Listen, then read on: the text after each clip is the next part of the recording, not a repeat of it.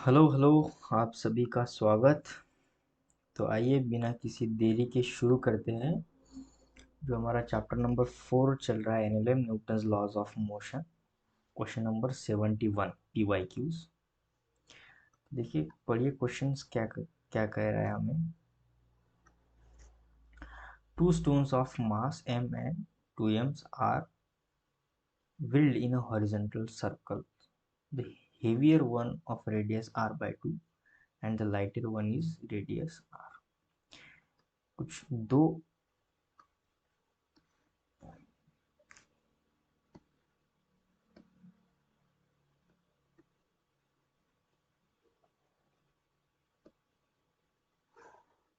मान लो कुछ दो,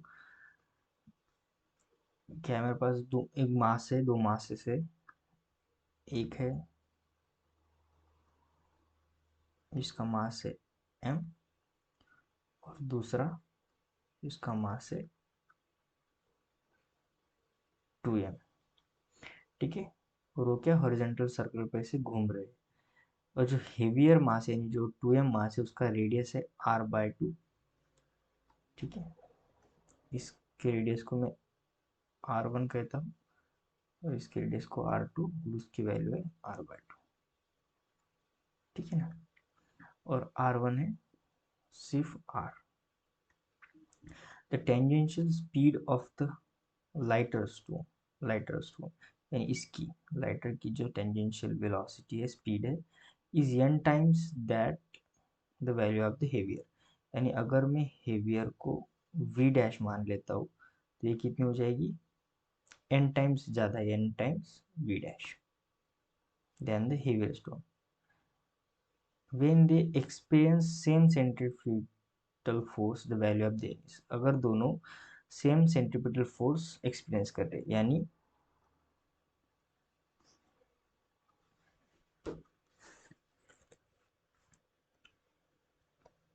m1 v1 square r1 equals to हो जाएगा second m1 v2 square r2। ठीक है ना। m1 फॉर जो लाइटर का मास m1 v1 फिर इसकी वेलोसिटी। ठीक है। तो यहाँ से m1 देखो सिर्फ m है। ठीक है ना। लाइटर मास v1 का स्क्वायर यानी हो जाएगा n स्क्वायर v डैश का स्क्वायर और r1 है सिर्फ r। यहाँ से m2 है 2 टाइम्स m v2 यानी है v डैश का स्क्वायर। ठीक है ना, v2 और r2 की वैल्यू है हमें r/2। तो यहाँ से m से m कट जाएगा, स्क्वायर होगा, ये v स्क्वायर से v डैश स्क्वायर कट जाएगा, r से r कटेगा। तो यहाँ से n स्क्वायर इक्वल टू 2 पर जाएगा तो इस 2 से मल्टीप्लाई हो जाएगा 4। तो n की वैल्यू हमें मिलेगी 2। ठीक है। सो ऑप्शन बी जो होगा वो राइट आंसर होगा। नेक्स्ट क्वेश्चन देखते क्या कर रहा है। A car of mass m is moving in a level circular track of radius r। ठीक है। if mu s represent the static friction between the road and the tires of the car, the maximum speed of the car in a circular motion of given by। ठीक है।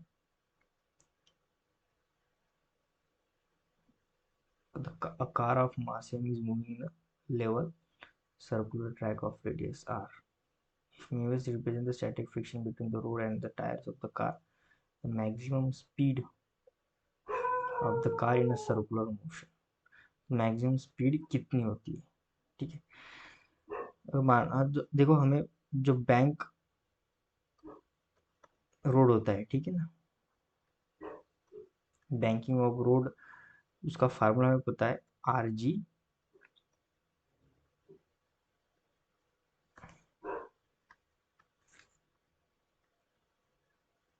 Mu s plus tan theta upon 1 minus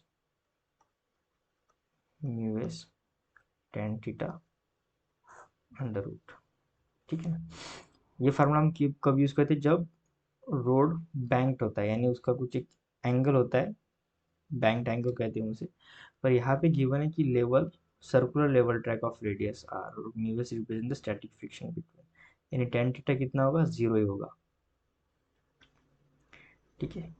और अगर दूसरी method हम जाए तो मान लो सीधे एक सर्कल है, उस पर अगर पार्ट कार मूव कर रहा है तो m v square by r को बैलेंस करेगा फ्रिक्शन फोर्स।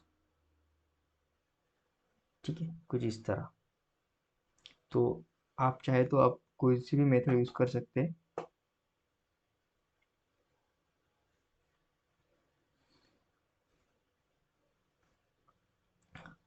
अगर थीटा यहाँ पे 0 होता है, लेवल सर्कुलर ट्रैक हमें गिवन, लेवल सर्कुलर ट्रैक यानी बैंक एंगल नहीं है, उसका थीटा कितना है, 0 है, तो टेन 0 आ जाएगा 0, ऐसे भी आएगा टेन 0 0, तो सिर्फ बचेगा under root r g mu s, maximum velocity, under root r g mu s. So mu s r g, option D जो होगा ना वो सही आंसर होगा। ठीक है, तो ये जो फार्मूला है, इस मान लो हमें याद ही होना चाहिए, क्योंकि डायरेक्ट फार्मूला बेस कभी कभी क्वेश्चन आ जाते हैं, तो अगर आप इस फार्मूले को डिराइव करते बैठोगे तो बहुत आपका टाइम जाएगा। ठीक है, सो नेक्स्ट क्वेश्चन देखते हैं। क्वेश्चन नंबर 73 अगर क्या कह रहा है, a car of mass 100 kg negotiates a banked chord of radius 90 meter on a frictionless road if the banked angle is 45 degree then the speed of the car is। देखो यहाँ पे भी हम सेम मैक्सिमम स्पीड का formula लाएंगे, r g mu s plus tan theta upon 1 minus mu s tan theta under root. ठीक है ना। अब टेन अगर हमें बैंक एंगल दिया है 45 डिग्री, तो 45 डिग्री होता है 1, और यहाँ पे फ्रिक्शन लेस रोड है, यानी म्यू जो होगा वो होगा 0। ठीक है, तो यह जाएगा आर जी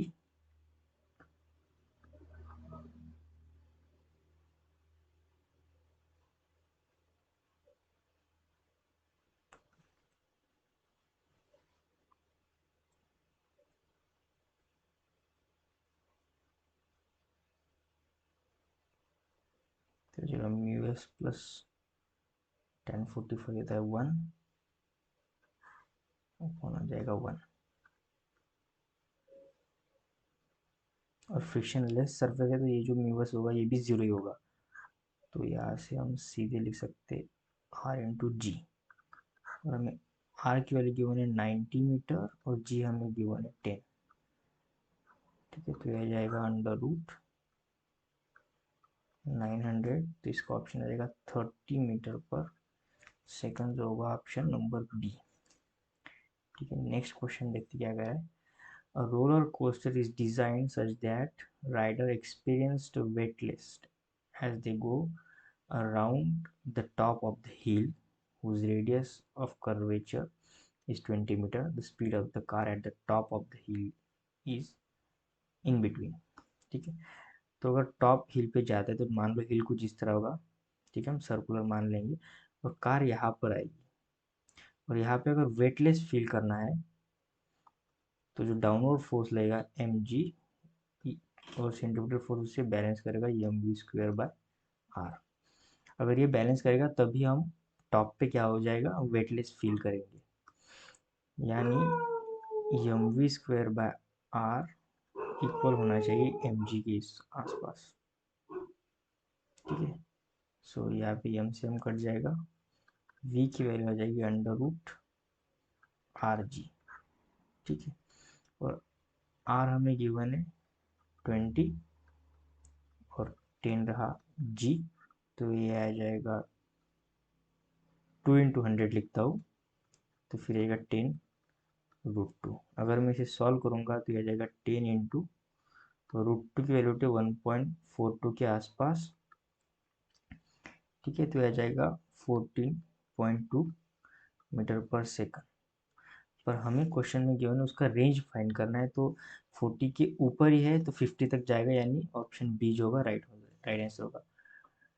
40 मीटर पर सेकंड से लेके 50 मीटर पर सेकंड तक वैल्यू मिलेगी। ठीक है,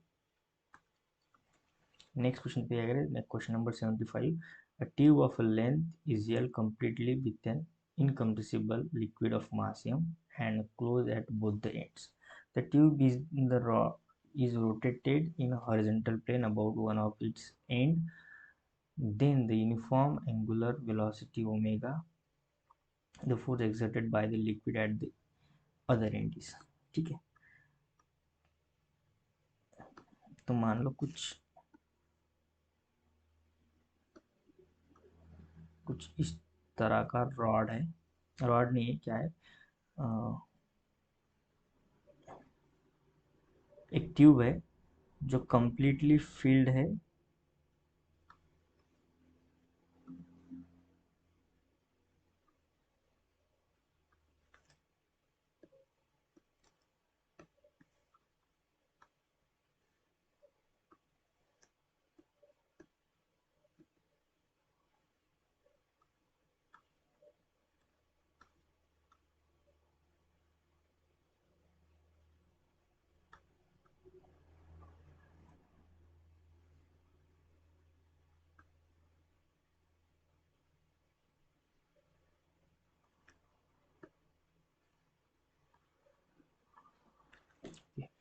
जो कंप्लीटली फिल्ड है एक लिक्विड से, जो कि अनकम्प्रेसिबल लिक्विड है। ठीक है ना, और किसी एक पॉइंट से, यानी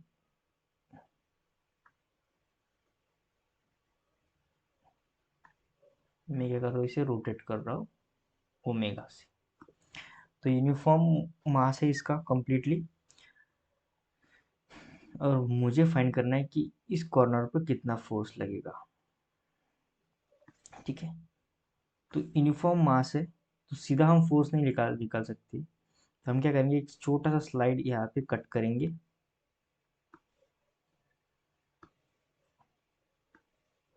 यहाँ पे एक छोटा सा स्लाइड कट करेंगे dx डिस्टेंस का, जिसका मास होगा dm, और यहाँ से इसका डिस्टेंस होगा r। सबसे पहले ये मान लीजिए कंप्लीट मास m है और उसकी लेंथ है कंप्लीट l, तो l लेंथ के लिए इसका मास है m। अगर मैं 1 यूनिट के लिए देखूँ कि 1 यूनिट के लिए इसका मास कितना होगा, तो ये हो जाएगा m/l, और अगर dx यूनिट के लिए मान लूँ तो ये हो जाएगा m/l इंटू dx, यानी जो dm मास होगा dx डिस्टेंस पे, उसकी वैल्यू हमें मिल गई m/l dx। ठीक है, ये क्या होगी, इतनी उसकी वैल्यू होगी। तो हम सिर्फ dx डिस्टेंस पे जो dm मास है उसका फोर्स लगाएंगे, तो ये जाएगा df is equal to dm r omega square. अगर हम इसे इंटीग्रेट करते हैं तो ये जाएगा f is equal to integration of, और dm की वैल्यू हमें पता है m/l जाएगा, ये जो डिस्टेंस है मैं r ना लेते हुए इसे x लेता हूँ। ठीक है,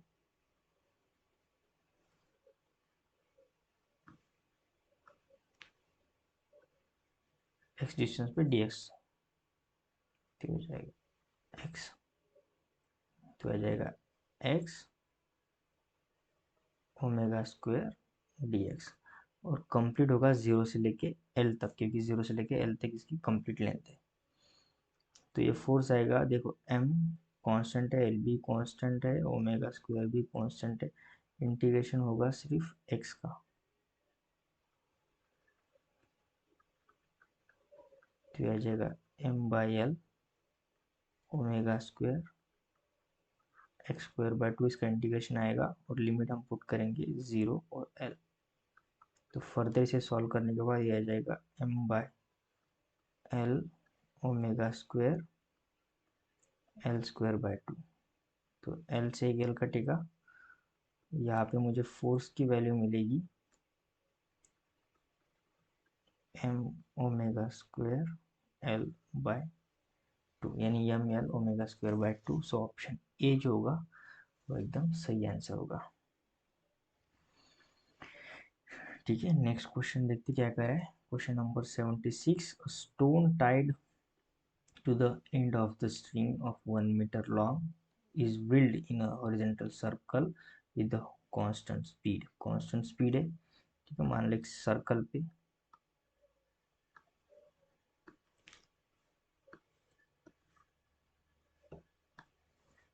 एक स्टोन मूव कर रहा है, इसका रेडियस है 1 मीटर, हॉरिजॉन्टल सर्कल, और stone makes 22 revolution in 44 second. ठीक है ना, तो क्या कर रहा है, 22 रिवॉल्यूशन कर रहा है सिर्फ 44 सेकंड में। ठीक है, तो यहाँ से इसका जो फ्रीक्वेंसी आ जाएगा ना, वो हो जाएगा रिवॉल्यूशन पर सेकंड। ठीक है, इतना ही होता है फ्रीक्वेंसी, तो आ जाएगा 1/2, 22 वन जा और 22 टू जा। ठीक है, ये आ जाएगा इसका फ्रीक्वेंसी। और हमें यहाँ पे गिवन की कांस्टेंट स्पीड है। ठीक है, यहाँ पे अगर स्पीड कांस्टेंट है और हमें फाइंड करना है मैग्नीट्यूड किसका, एक्सेलेरेशन का। तो अगर कांस्टेंट स्पीड है तो टेंजेंशियल एक्सेलेरेशन होता है 0, और सिर्फ बचेगा सेंट्रीपिटल एक्सेलेरेशन। और सेंट्रीपिटल एक्सेलेरेशन का हमें फार्मूला पता है, होता है v²/r। v को हम r² ओमेगा स्क्वायर लिख सकते हैं divide by r। So r से एक r कट जाएगा, या बचेगा r ओमेगा स्क्वायर। और हमें एक और फार्मूला पता है, ओमेगा को लिख सकते हैं हम 2πf, 2π इंटू फ्रीक्वेंसी। तो यहाँ पे आ जाएगा r इंटू ओमेगा का स्क्वायर है तो 4π² फ्रीक्वेंसी का स्क्वायर। और r की वैल्यू है 1 मीटर, तो हम यहाँ पे पुट करेंगे 1 मीटर इंटू 4π² इंटू, और f² की वैल्यू है 1/2, देखो यही से, तो आ जाएगा 1/4, 4 से कट जाएगा, एक्सलेशन की वैल्यू आ जाएगी π² मीटर पर सेकंड स्क्वायर। और ये जो है ना, इसका जो डायरेक्शन होगा वो टूवर्ड्स द सेंटर होगा। ठीक है ना, तो इसका आंसर आएगा π², the direction along the radius away from the centre नहीं होगा, π² the direction along the radius towards the centre होगा। ठीक है, सो ऑप्शन ए यहाँ पे सही होगा। यहाँ पे क्या है, गलती से ऑप्शन डी भी सिमिलर दिया है, towards the centre, direction along towards the centre. ठीक है, तो ये जो यहाँ पे 4 चाहिए, ताकि ये भी ऑप्शन गलत हो जाए और एक ही ऑप्शन सही आ जाए। तो थोड़ा सा यहाँ पे प्रिंटिंग मिस्टेक है, आई होप यू अंडरस्टैंड। और क्वेश्चन समझना वो ज़रूरी है, वो आपको समझ अगर आता है तो आप ऑप्शन को स्किप करो, सिर्फ क्वेश्चन अच्छे से देखो। क्या है कि π² हमारी वैल्यू है एक्सेलेरेशन की, और सेंट्रीपिटल एक्सेलेरेशन हमेशा टुवर्ड्स द सेंटर होता है। ठीक है, along the radius towards the center। Next question देखते हैं, क्वेश्चन नंबर 77 क्या कह रहा है। A particle of mass m is tied in a string of length l is wheeled into a horizontal plane। If the tension in the string is t, then the speed of the particle। ठीक, कुछ जिस तरह से motion कर रहा है particle, यहाँ पे कुछ टेंशन जनरेट होगा, और जो mv²/r उसी आकार का बैलेंस करेगा। और स्पीड कैसे है, टेंशन स्ट्रिंग की then the speed of the particle, speed हमें फाइंड करना है। तो यहाँ पे जो होगा ना, t इक्वल्स टू mv²/r हम लिख सकते हैं। और अगर हम v की वैल्यू मुझे चाहिए तो आ जाएगा t इंटू आर। आर की बजाय अगर मैं l लेता हूँ, क्योंकि कोई ऑप्शन में मुझे क्या है, आर ने रेडियस को l दिया है। ठीक है, सो आर ना लेते मैं इसे l लेता हूँ। ठीक है ना, तो आ जाएगा t into l upon m under root. So option यहाँ से ए जो होगा ना, वो राइट आंसर होगा, टी एल अपॉन एम। ठीक है,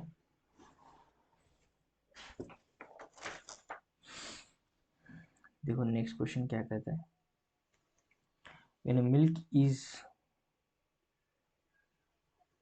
churned, cream gets separated due to, यानी आप आपने हमेशा घर पे, हमेशा तो नहीं पर घर पे बहुत बार किया होगा, हम कुछ इस तरह से क्या करते हैं, दूध दही छाछ जो कुछ भी हमारे यहाँ बनता है उसे हम मूव कर दे, तो जो सेंट्रीफ्यूगल फोर्स होता है ना, वो रीज़न बनता है कि उसकी जो मलाई होती है वो साइड में आ जाती है। तो सेंट्रीफ्यूगल फोर्स जो होगा ना यहाँ पे, इसका सही आंसर होगा ऑप्शन जो होगा ना डी।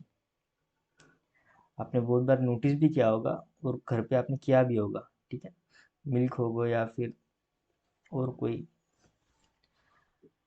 सो यहाँ पे हमारे न्यूटन्स लॉज ऑफ मोशन के सभी क्वेश्चंस कंप्लीट होते हैं। आई होप आपको सभी क्वेश्चंस अच्छे से समझ आ गए होंगे। वीडियो को लाइक करें, शेयर करें और प्लीज़ सब्सक्राइब भी करें। किसी प्रकार की आपको क्यूरीज आती है तो आप कमेंट बॉक्स में क्वेश्चंस कर सकते हैं। ठीक है, तो मिलते हैं नेक्स्ट लेक्चर में, यानी अगले चैप्टर में, जो कि हमारा वर्क पावर एनर्जी चल ही रहा है साथ में, उसके भी आगे के हम क्वेश्चंस करेंगे और ऐसे ही क्वेश्चंस देखते रहेंगे जो कि पीवाईक्यूज होंगे। ठीक है, और thank you so much for watching this video.